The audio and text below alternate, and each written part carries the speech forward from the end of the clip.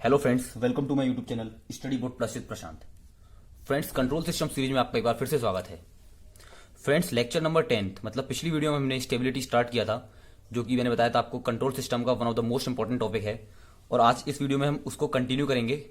एक टॉपिक हमारा रह गया था स्टेबिलिटी के, थ्योरेटिकल टॉपिक, उसके बाद हम सीधे क्वेश्चन लगाएंगे और न्यूमेरिकल प्रैक्टिस करते जाएंगे स्टेबिलिटी के। तो अगर आपको पूरा एक बार समझना है जो स्टार्टिंग में मैंने क्या बताया था स्टेबिलिटी का, तो आप लेक्चर नंबर 10 देख सकते हैं। पर एक बार शॉर्ट में आपको बता देता हूँ क्या हमने पढ़ा था पिछले वीडियो में।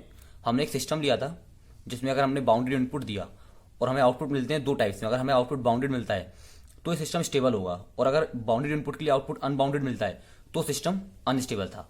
उसके बाद हमने देखा बाउंडेड अगर आउटपुट होगा तो वो हमेशा फाइनाइट रहता है और अनबाउंडेड आउटपुट इनफाइनाइट रहता है। इसके बाद हमने कंडीशंस देखी, कंडीशंस ऑफ स्टेबिलिटी। 3 कंडीशंस होती हैं। फ्रेंड्स, पिछली वीडियो में हमने 2 कंडीशंस को कंप्लीट किया था और आज हम देखेंगे थर्ड कंडीशन को, जो हमारा मेन इंपॉर्टेंट टॉपिक है कंट्रोल सिस्टम का स्टेबिलिटी चेक करने के लिए। पहली कंडीशन थी, एक बार बता देता हूं मैं आपको फिर से, impulse response t tends to infinite पे 0 हो जाता है, पहली कंडीशन। सेकंड कंडीशन बोलती है for stability system must be absolutely integrable. ये मैथमेटिक वाली कंडीशन है आपकी सेकंड वाली। और मैंने इन दोनों को प्रूव भी किया था डेरिवेशन के साथ, जिससे हमें पता चला था ग्राफ कैसे आते हैं, फाइनाइट वाले और इनफाइनाइट वाले। तो एक बार आप लेक्चर नंबर 10 देख लीजिए, क्योंकि अगर एकेडमिक्स में आपका एक क्वेश्चन आएगा, लॉन्ग क्वेश्चन जो कहते हैं, तो आप सीधे कोई थ्योरी नहीं लिखनी, आपको प्रूव करना है और 7 नंबर का आपका काम हो जाएगा। आज हम देखेंगे most important third condition. Friends, stability की थर्ड कंडीशन की एक बार मैं डेफिनेशन पढ़ देता हूं। For stability in s domain, हम कंट्रोल सिस्टम में एस डोमेन में बात करते हैं, all the poles of transfer function must be on left side of s plane. ये डेफिनेशन है। चलिए फ्रेंड्स, अब इसको हम एक ग्राफिकल फॉर्म के थ्रू प्रूव करते हैं।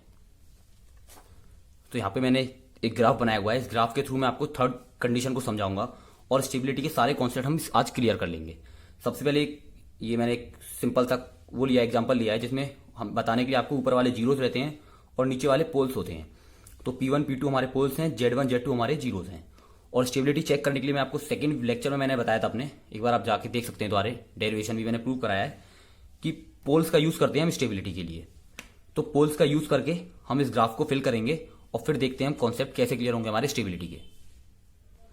फ्रेंड, जैसे कि स्टेबिलिटी की थर्ड कंडीशन बोलती है for system to be stable, जो पोल्स होते हैं वो लेफ्ट साइड में होने चाहिए। तो एक एग्जांपल ले लेता हूं मैं, मान के चलिए 1/s+2। तो इसमें पोल आ रहा है s+2, 2 आपका एक पोल है। अगर इसको मैं प्लॉट करूंगा तो s = -2 हो जाएगा, और -2 किस साइड आएगा, लेफ्ट साइड में। इस तरह से यहां कहीं ये -2 आएगा। अगर लेफ्ट साइड में आ रहा है आपका पोल, तो सिस्टम क्या है, आपका स्टेबल है। मान लीजिए इसी की अगर ऐसा ले लेता 1+s-2, तो s = आपका 2 हो जाएगा। और अब आएगा ये आपका पोल राइट साइड में, मतलब यहां। अगर पोल कभी भी राइट साइड में होता है, ये डेफिनेशन आपकी बन रही है, अगर पोल लेफ्ट साइड में होगा तो सिस्टम स्टेबल होगा, और अगर पोल राइट साइड में आता है, मतलब पॉजिटिव जे एक्सिस की तरफ, तो सिस्टम आपका अनस्टेबल होगा। पहली कंडीशन। दूसरी कंडीशन देखते हैं हम। दूसरी कंडीशन से पहले मैं एक चीज बता देता हूं जो हमने पहले प्रूव किया था। ये डेरिवेशन आप देख लेना कैसे प्रूव किया है। सिस्टम अगर स्टेबल होगा तो उसका आउटपुट फाइनाइट होता है। स्टेबल सिस्टम का आउटपुट फाइनाइट होता है। तो इस साइड में सिस्टम आ रहा है, स्टेबल है, अगर पोल्स यहां होते हैं, तो जो ग्राफ होगा स्टेबल सिस्टम के लिए वो फाइनाइट ग्राफ होगा कुछ इस तरफ से, मतलब वो इमर्जेस टू 0 आ रहा है, एक तरह से बाउंड्री के अंदर है। ये आपका टी रहता है, यहां पे इंपल्स रिस्पॉन्स होगा। और अगर सिस्टम अनस्टेबल है, मतलब राइट साइड में अगर पोल रहते हैं, तो जो आपका ग्राफ होता है वो बाउंड्रीज के बाहर जाता है, मतलब वो ऊपर चलता चले जाएगा, उसकी कोई एंड पॉइंट नहीं होता। तो ये ग्राफ एक्सटेंड करता जाता है, ये होगा आपका अनस्टेबल। अब मान के चलिए आपका कोई एग्जांपल है जिसमें 1/s+2 और s+3 दो पोल हैं, दोनों कौन सी जगह प्लॉट होंगे, ये लेफ्ट साइड में होंगे, मतलब -3 यहां आ रहा है, तो भी सिस्टम स्टेबल रहेगा। चाहे एक हो या 2 हो, दोनों लेफ्ट साइड पे हैं तो सिस्टम स्टेबल होगा।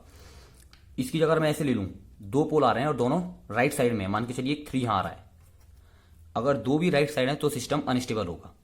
ठीक है। एक कॉन्सेप्ट होता है फ्रेंड मार्जिनल स्टेबल। स्टेबल हो गया, अनस्टेबल हो गया। एक चीज होती है, गेट में बहुत इंपॉर्टेंट क्वेश्चन आता है इस पे, मार्जिनल स्टेबल। मार्जिनल स्टेबल, इसके कई सारे नाम हैं जो गेट में क्वेश्चन पूछे जाते हैं। एक बार हमेशा सभी को नाम से आपको याद रखना है, क्योंकि कैसे भी क्वेश्चन आ सकता है।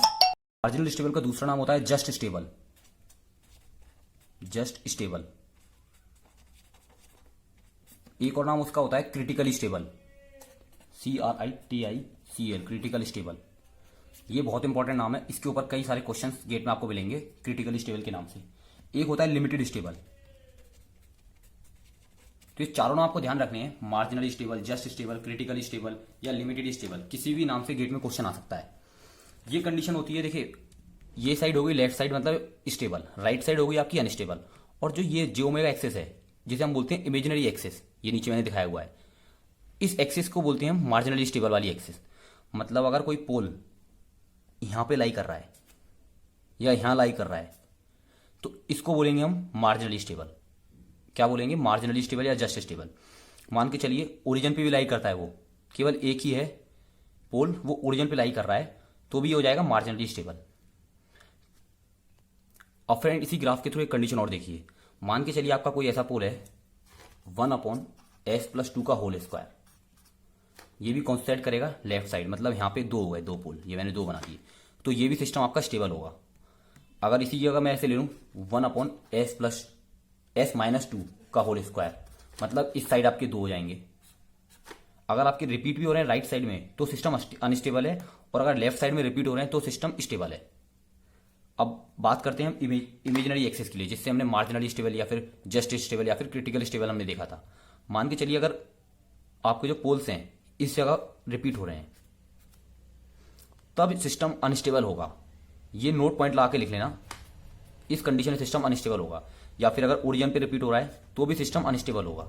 लेकिन यहां पर और यहां पर ऐसा नहीं हो रहा। अगर यहां रिपीट होता है तो स्टेबल है, यहां रिपीट होता है तो अनस्टेबल है। लेकिन अगर इमेजिनरी एक्सिस पे रिपीट होंगे पोल्स तो सिस्टम अनस्टेबल होगा। तो अभी फ्रेंड्स मेरा मोटिव है कि मैं अभी आपको डेफिनेशंस और सारे कॉन्सेप्ट आपको क्लियर कर दूं। तो इस ग्राफ के थ्रू हल्का सा आपको कंफ्यूजन अभी होगी, तो मैं क्या करूंगा, इस ग्राफ को छोटे छोटे सब पार्ट्स में, सब ग्राफ में डिवाइड करूंगा, और उनके थ्रू हम एक एक की डेफिनेशन बनाएंगे और कॉन्सेप्ट को यहीं क्लियर करेंगे स्टेबिलिटी का। आइए फ्रेंड्स सब ग्राफ के थ्रू हम इस कॉन्सेप्ट को क्लियर करते हैं। तो सबसे पहले हमने एक ग्राफ बनाया हुआ है। तो पहली जो कंडीशन है, अगर पोल यहां पे प्रेजेंट है या फिर यहां पे रिपीट हो रहा है तो सिस्टम आपका स्टेबल होगा। एग्जांपल ले लीजिए 1/s+2 सिस्टम स्टेबल है, या फिर 1/s+2 का होल स्क्वायर सिस्टम स्टेबल है। या तो यहां पे प्रेजेंट हो या यहां भी प्रेजेंट हो, या फिर एक पॉइंट पे रिपीट हो रहा है या दो पॉइंट पे रिपीट हो रहा है, आपका सिस्टम स्टेबल रहेगा। तो इसके आगे आप लिख लीजिए सिस्टम स्टेबल है। सेकेंड, अगर आपका कोई एग्जांपल लेते हैं जिसमें 1/s-2 मतलब पोल राइट साइड है, ये आपकी लेफ्ट साइड है LHS, ये आपकी RHS।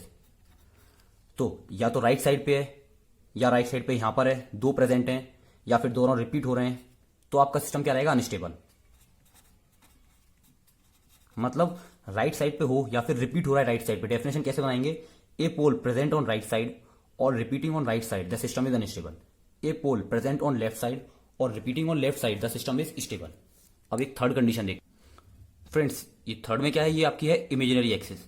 तो जैसे मैंने आपको बताया था, अगर यहां पे पोल प्रेजेंट है तो सिस्टम आपका मार्जिनली स्टेबल होगा या जस्ट स्टेबल होगा या क्रिटिकली स्टेबल होगा, या फिर एक नाम और था इसका लिमिटेड स्टेबल। अगर यहां पे कहीं प्रेजेंट है या फिर यहां भी प्रेजेंट है तो भी वो मार्जिनली स्टेबल कहलाएगा। ओरिजिन पे प्रेजेंट है तो भी वो मार्जिनली स्टेबल कहलाएगा। मार्जिनल स्टेबल इसका एक बहुत इंपॉर्टेंट नाम है, जिसमें ज्यादातर गेट क्वेश्चन आते हैं क्रिटिकल स्टेबल, उसको हमेशा याद रखना आप।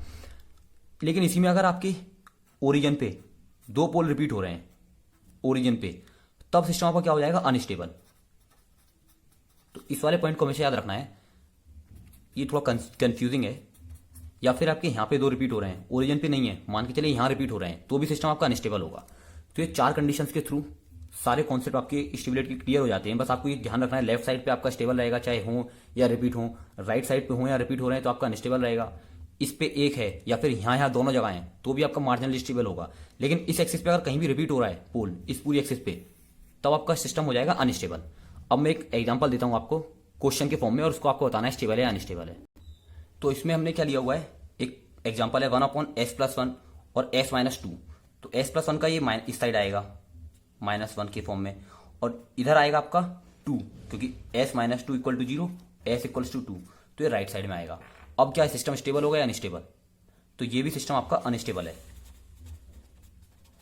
इसका मतलब ये है, अगर एक भी पोल राइट साइड में आ गया, चाहे यहां पे रिपीट हो रहा हो या कितने भी हो, तो सिस्टम आपका डायरेक्ट अनस्टेबल हो जाएगा।